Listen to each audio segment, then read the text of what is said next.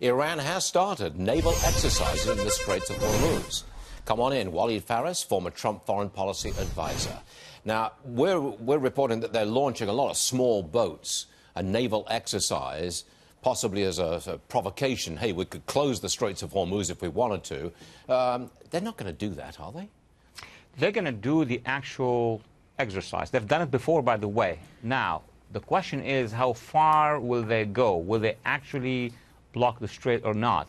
Now, the Iranians can, if they want, damage the international passage. But we all know that the United States can intercept them, stop them, and damage their own capacity. So it's kind of a brinkmanship capacity of gaming with us. And I think that the United States is very much there, attentive to what they're doing, and will respond if the Iranian will cross that red line. It's a rather weak threat, though, isn't it? Because if they did try to block the Straits of Hormuz and they block the passage of, what is it, 18,000 barrels of oil a day, whatever it is. 18 million. 18 million barrels of oil a day. I mean, if that happened, then Iran's economy absolutely collapses. It would be almost economic suicide if they did what they're suggesting they might do. Stuart, it is... Let's look at it from the Iranian perspective. Their economy is getting strike after strike. In their view, with the demonstrations taking place inside the country, they are collapsing slow motion. So this could be an injection so that the international community would say, oh, no, we don't want any problem, especially who? The Gulf nations, because the Gulf nations are just across, and they are very concerned about any Iranian action, not the United States. So this is a very daring game by the Iranians, forcing or thinking that we could force negotiations. I'm not thinking that this administration will buy that. Well, do you think there's a good chance, I don't really put odds on it, but a good chance that within a relatively short time, maybe a year, the mullahs will be overthrown by their own people?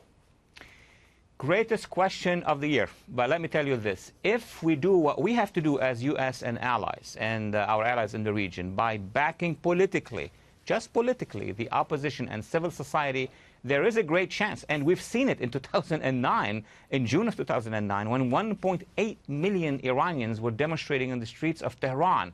Unfortunately, then the Obama administration abandoned them. Imagine, we would have saved 8 years of stability and history in that region. Yes, indeed. Mike Pompeo, Secretary of State, met with Turkish officials today. He's pushing for the release of the American pastor, Andrew Bronson. Now, the administration slapped sanctions on Turkey, two Turkish officials, I should say. Are we going to get this guy out?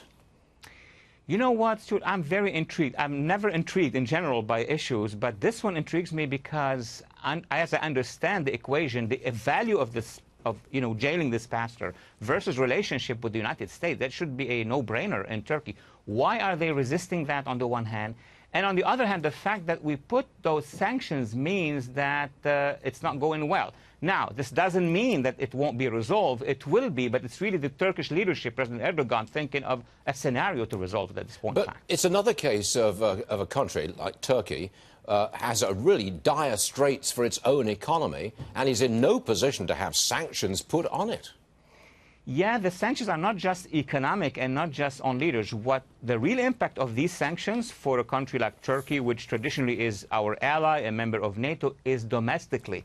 Then the domestic opposition is going to say, hey, the government doesn't have real good relations as they claim with the United States. That's why the sanctions were very narrow, designated only couple persons, couple officials. But in my view, I think in Ankara now, there is a serious search to find a resolution, but saving the face at the same time. I think our strong economy gives us a lot of leverage with our rivals and hostile powers overseas, Iran and Turkey. Walid, thanks as ever for joining us. We'll see you soon. Thank you, sir. Thank you.